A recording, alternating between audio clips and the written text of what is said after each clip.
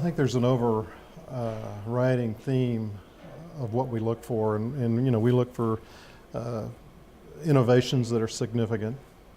We look for companies that can get to cash flow break even with less capital than maybe historically. I mean, we like to refer to them as capital efficient. So if we can find a project that gets to cash flow break even in the $15 to $25 million range, we feel like we can make money for our limited partners. In the early 90s, or pardon me, in the early 2000s, investing $100 million in a company was commonplace, but there's no payback for that today. Well, it's really hard. A lot of the investments that we make in wireless, they don't mature overnight.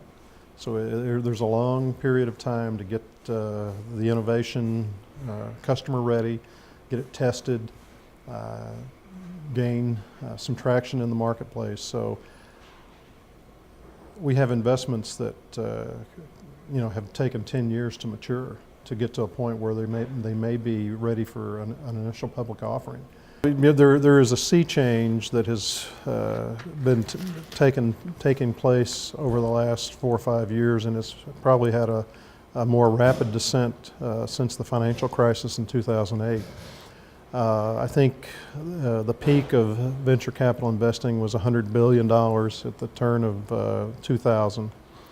And today, my guess is that in the year 2010, we will see about 15 billion invested, maybe more, maybe a little bit more, in venture funds this year. That's a big difference. There are a lot of funds out looking to raise money. Sevin Rosen is one of those. And there's just not as much capital available.